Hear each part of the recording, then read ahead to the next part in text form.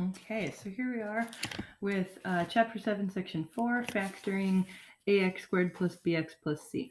So this is different than 7.3 because of this a that's going to be there. So it's now not going to be 1 every single time. It's going to be a different number. And that kind of complicates things a little bit. So we're going to be our objective here of factoring quadratic trinomials of the form ax squared plus bx plus c. So here's a little background. So turns out that there is a pattern of the leading coefficient. So notice here the number 6. The leading coefficient ends up being the multiple of the first two factors coefficients. So 3 and 2 makes this 6. We also know that the constants of these two factors multiply to get this last piece.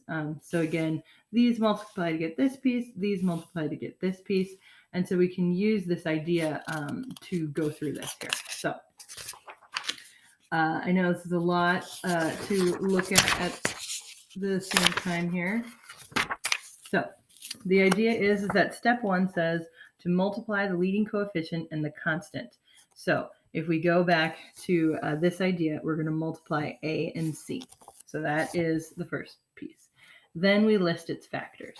So that multiple of ac, we're going to list its factors. Super.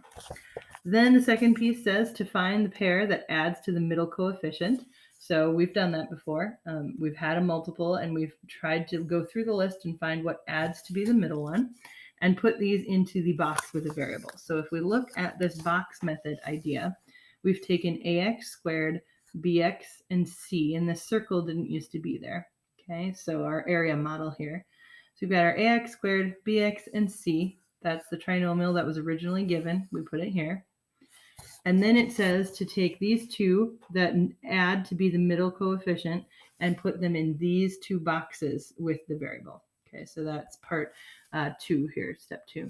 Then they want you to factor out the GCF of each row and column. So once you have these two pieces in here, you're going to find the GCF of this row and put it here. GCF of this column and put it here. This row GCF, put it here, and this row GCF, put it here. So of course, it's a lot to take in at this exact moment. So we'll do an example that kind of walks through this whole thing. So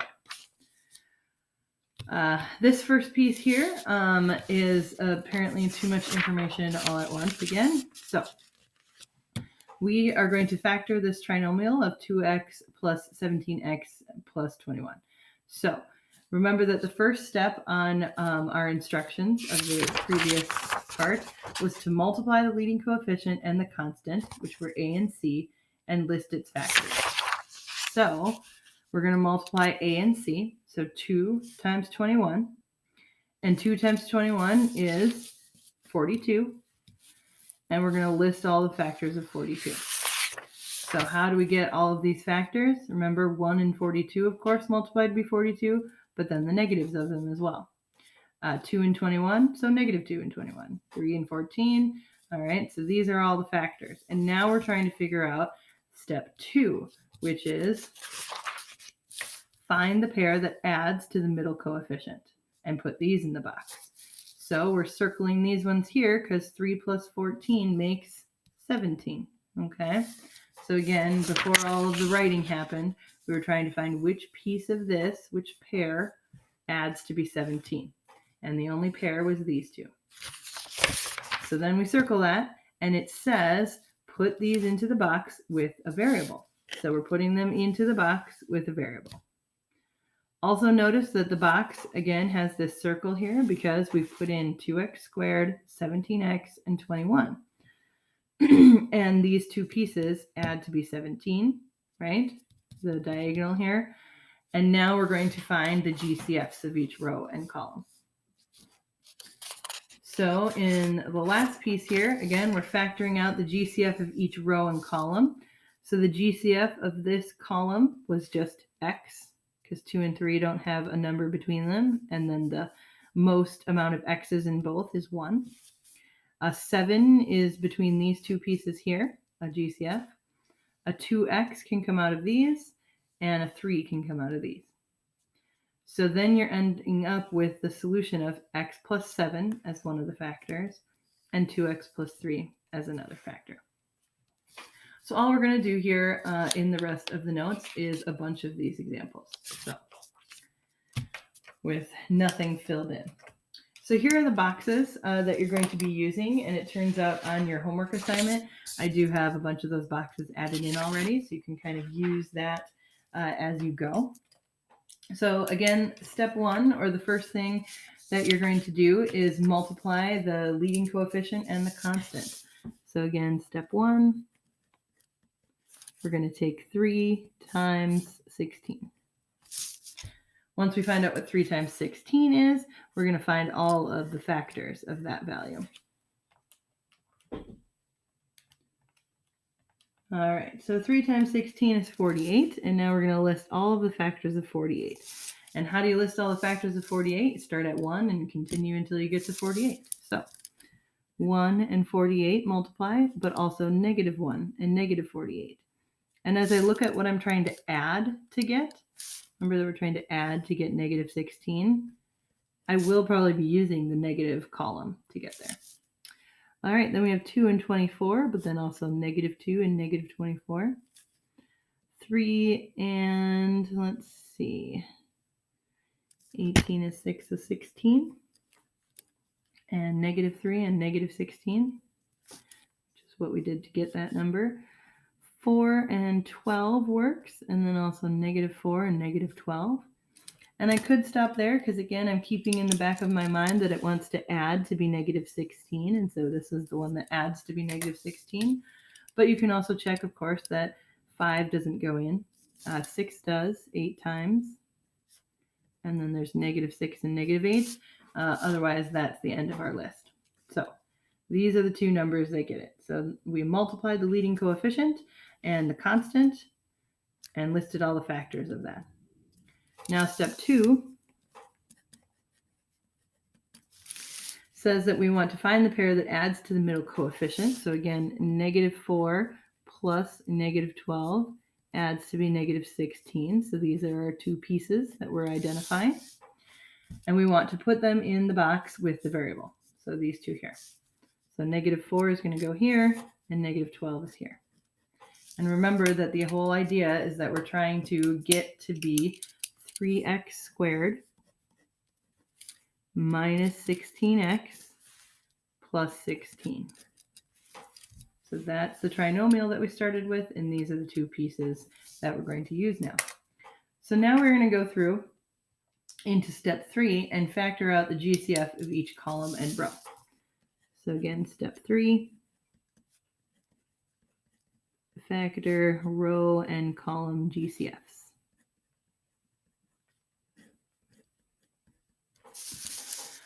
So in this first column here, there's definitely an X in both of them, so that's why that's sitting there. And then between the number, there's really not much that can go, so a 1. Looking at this column, again, there's no X here because only one of them has an X, but between a 12 and a 16 can at least be a 4. Notice that one of them is negative and the other isn't, and so we will kind of run into that later, but right now we're just taking those positives. If these were both negative, we'd take a negative out. All right, then looking at this first row here, again, an X is taken out of both of them, but then between 3 and negative 12, there's at least a 3. And then the last row here, we've got no X's between them, but then at least a 4. All right. So negatives tend to throw kind of a wrench into what's happening. So all we need to do is double check that this worked. So 1x times 3x makes 3x squared. That works. 4 times 4 makes 16. But notice that 1 times negative 4 does not end up actually making the answer, and neither does 3 and 4, making negative 12. So we do, in fact, have to make not usually the coefficient ones, but the constants negative, but then both of them need to be negative. Because a negative times a negative, yes, will make a positive. And a negative times a positive makes this one negative, and then this one becomes negative. So anytime that you have to throw in a negative there, it's because one of the rows or columns only had one negative, and so later on you'll have to throw them in. So that means that our answer for this is this factor, which we can write as 1x minus 4. and then this other factor, 3x minus 4. Technically, we don't usually write the 1, and so in that case, this is our factored form of this trinomial. And how would we know if that's right? We could use the box, which we literally just did, to expand it out and get back to this trinomial. But that's kind of what we use to get to the factors. All right, let's try another example. So again, step 1 is to multiply the 6 and the 5, and that's going to get us 30. And now we need to list all of the factors of 30 and pick which one adds to 17. So again, listing all of our factors, being conscious that it could be negative as well. There's 2 and 15, negative 2 and negative 15, 3 and 10, negative 3 and negative 10. 4 doesn't go into 30, 5 does, and negative 5. All right. So step 2 was to pick which one or pair adds to be 17 in this case. So positive 17 is going to come from 2 and 15. And so we're going to go with 2 and 15, which means that over here we need a 2 and a 15. It does not matter if you put it here or here. If you put 2 here or 15 here, you will get the same factors. And then diagonally, we're going to insert our original equation, which is 6x squared, 17x, and 5. All right. Then our last step, step 3, is to find your GCFs. So we're going to find our GCFs of this column, for instance, and 6 and 2 both have a 2 in them, and then of course the x. And 15 and 5 have at least a 5 in them. This row here has a 3, and then of course the x. And then this bottom row, 2 and 5 are both prime, so only a 1 comes out of there. Double checking that this actually works. 3x and 2x is 6x squared. 3x and 5, yep. 1 and 2, and then 1 and 5. So that means that our answer is going to be this factor, which is 2x plus 5, multiplied by this factor, which is 3x plus 1. And so that is the factor of this trinomial. Factors. All right. Moving on to the next example. Again, same thing each time. We're going to do step 1, which was to take 3 and negative 4 and multiply them. And now that we have this leading coefficient and this constant multiplied, we're going to find all of the factors of negative 12 and try to find one that adds to be a positive 11. So 1 and negative 12 multiplies to be negative 12, but also negative 1 and positive 12. Then we have 2 and negative 6, or negative 2 and positive 6, 3 and negative 4, or negative 3 and 4. And remember that step 2 is to try to find what adds to be 11. And the ones that add to be a positive 11 are going to be negative 1 and 12. So we're going to put a negative 1 in this box and a 12 in this box. And then our entire trinomial of 3n squared. Oh, I have n's instead of x's here. This is an n. That's funny. Anyway. All right.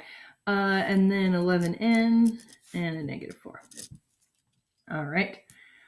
So then we're going to, again, find the rows and columns pieces. And so, again, the variable comes here. So that's your n. And then 3 and 1.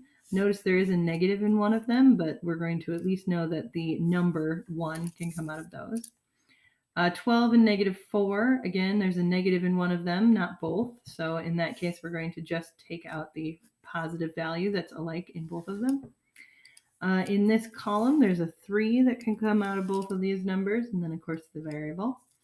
And then these both are negative, and so now we can take out a negative 1 in this case. So double checking, especially since there's a negative, that these actually multiply to be what they've said, and they do. So that means that this top row here of 1n plus 4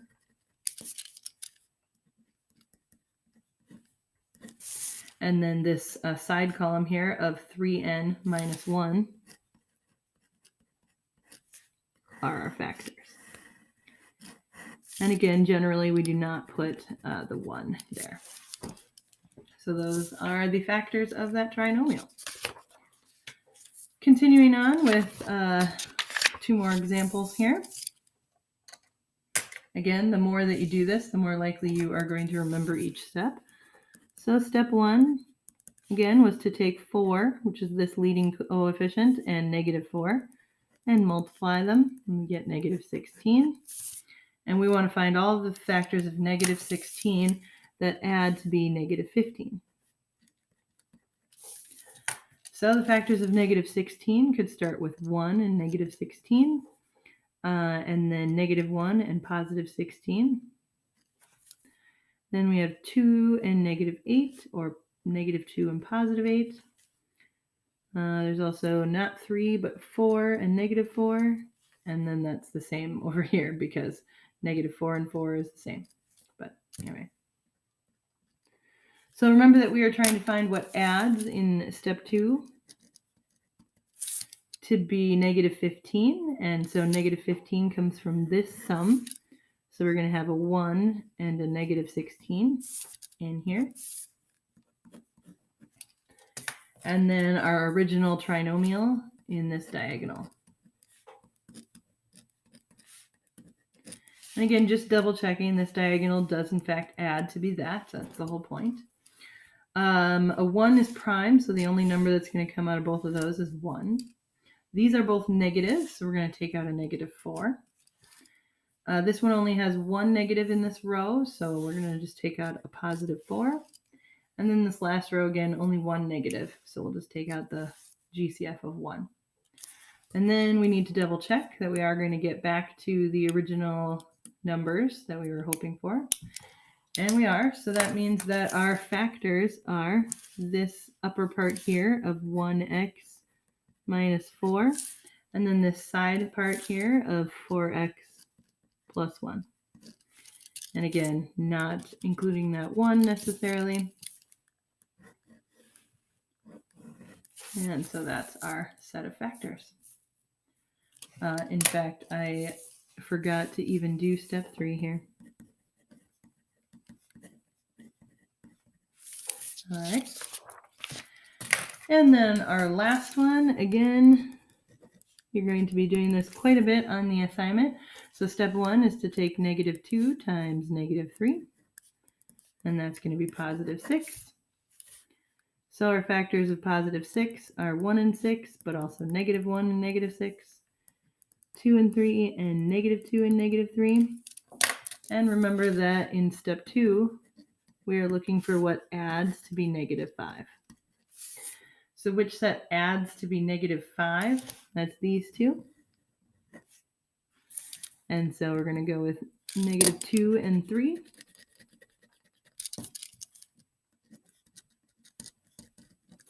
Which means that negative 2 and negative 3 go in these boxes with their variable. And then the diagonal has negative 2x squared minus 5x and then minus 3. And so now step 3 is to do your GCFs. And so the GCF, notice there's both a negative in these, and there's a bunch of negatives over here as well. That's a lot of things going on. We're going to do a negative 2 for those, because definitely in both of them. A negative 3 in both of those. Then we have a negative 1 in both of those, because 2 and 3 are both prime. And then over here we have a negative 1 as well. Generally, when I'm doing this, I try to not have leading coefficients as negative, but it turns out that we are in fact going to have one of them be negative. So this is actually where there are going to be two answers, which is totally fine. So that means that we could make this one positive and this one negative, and it would work. This one works then. This one, however, doesn't work because now we're going to get a positive, so we have to change this, and then that works. So one of our options is going to be this top row here, which is negative 2x minus 3, and 1x plus 1. Or we actually have the backwards of it. So if we put the negatives here instead of like we saved them up here, turns out we get all the same results that we need. So that means that our option could also be 2x plus 3 instead of negative 2x minus 3, and then negative 1x minus 1 instead of positive 1x plus 1. So either of those can be your answers. Ultimately, if you look at it in the textbook, it will actually have a negative 1 way out front and then everything else positive, because they took a negative out of either that factor or that factor. So this is going to be your textbook answer.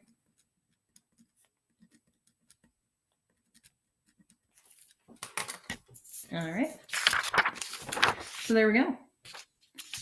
Hopefully that walked you through figuring out how to factor something with the form of ax squared plus bx plus c, again, following these steps. And on your assignment, you will do quite a few of these. Get ready.